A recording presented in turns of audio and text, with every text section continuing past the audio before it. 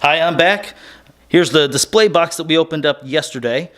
We have 11 decks left. We're going to pick one at random, and we're going to open it up. Let's go with you.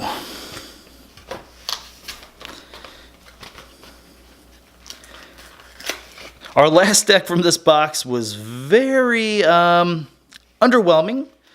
It was missing creatures. Made it kind of weak because of that. The name wasn't even that special. I mean, I think it was Dragon, Tamer, Caster. Not so great. Let's see what we can open up this time. It's Vault Breaker, Havaworth's Jeweler. You know, sometimes whenever you open these decks, the hardest thing is the name. You have no idea what sort of name you're going to open up in this game. I mean, it could just be totally off the wall, totally unpronounceable, thanks to the algorithm. But that's fun. It's neat to have that sort of people around the table guessing. How do you pronounce that name? Like, I opened one called Wifarin, but it was like there was no vowels for like the first 6 or 7 letters. All right, let's see here. This deck, once we get it opened, we have Logos, Shadows, and Untamed. All right. Wish me luck. Hunting Witch. Okay, this is a fantastic card. I see. Let's actually kind of talk about this card for a second.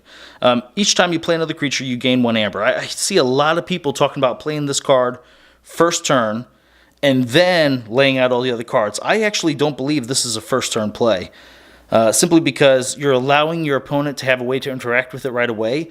And this is a great card for like whenever you actually you can play the other creatures on the same turn. So I'm actually probably going to do a video talking about some of the misplays or thoughts that I think we could do a little bit differently when it comes to playing this game, because everyone always there's some interesting cards that people always talk about. Hey, you need to play that first and then get these effects. Yeah, we'll probably make that the next video we do. So talked about that. Okay, Niffleape. It's whenever it's attacking, you ignore Taunt and Elusive. Interesting. We got 2 of those. Snufflegator. He has Skirmish. Troop Call. You get an amber whenever you play it. Return each friendly Niffle creature from your discard pile and from play to your hand. Interesting. Only 2 Niffleapes, not that great of a card. Regrowth, I love that. I've always talked about that in a lot of videos. Get an amber whenever you play it. Get an amber for playing this. Exhaust up to 3 creatures. Return up to 3 creatures to their owner's hands. Get an amber. Okay, I like that action. We already ran out of creatures, which is crazy. This is Mimicry. Whenever you play this card, treat it as a copy of an action card in your opponent's discard pile, like that. Lost in the Woods, very good card. Get an amber every time you play that. And it shuffles away 2 friendly creatures and 2 of the opponent's creatures. Grasping Vines. Always get an amber whenever you play it. Return up to 3 artifacts to their owner's hands. Cooperative Hunting. Deal 1 damage for each friendly creature in play. Divide this damage among any number of creatures. So we need to hopefully open some more creatures to get an advantage there. Ring of Invisibility. This creature gains Elusive and Skirmish. That is an awesome card, and I see why. It's a rare. This is the first upgrade I've seen that's a rare. Very, very powerful. You're going to get an amber, and then the Elusive and Skirmish. Man, that allows it to basically avoid damage whenever it attacks and whenever it's being attacked for the first time. So throwing that on any creature. Hopefully we get some big ones here. Shadow Self. He deals no damage when fighting. Damage dealt to non-specter neighbors is dealt to Shadow Self instead. I wonder if that works out with this Ring of Invisibility, if we can put him on there. And, we have 2 of him. And, you have a big, powerful body doing a lot of damage back. I mean, giving him Elusive is... I take back everything I just said. It deals no damage when fighting. It's just a big body. Well, that's a shame. Fight, you get to steal an amber... Nexus, he's elusive, and use your opponent's artifact as if it's yours. That's an awesome card. We have 2 of those. I like seeing something like that. This guy has Skirmish and Poison. This is the first time I've seen Poison. Any damage dealt by this creature's power during a fight destroys the damaged creature. So it's as you would expect a keyword like Poison to do.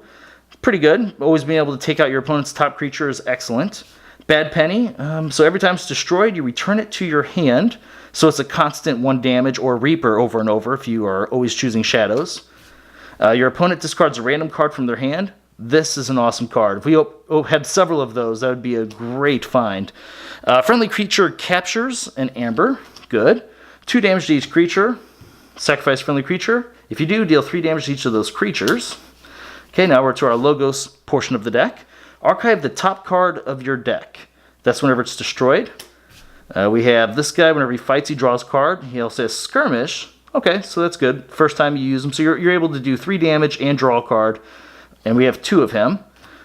We've seen Dexter several times. He is, whenever you play him, capture 1 amber, and then whenever he's destroyed, you put him on top of your deck. We have a rare Mobius Scroll.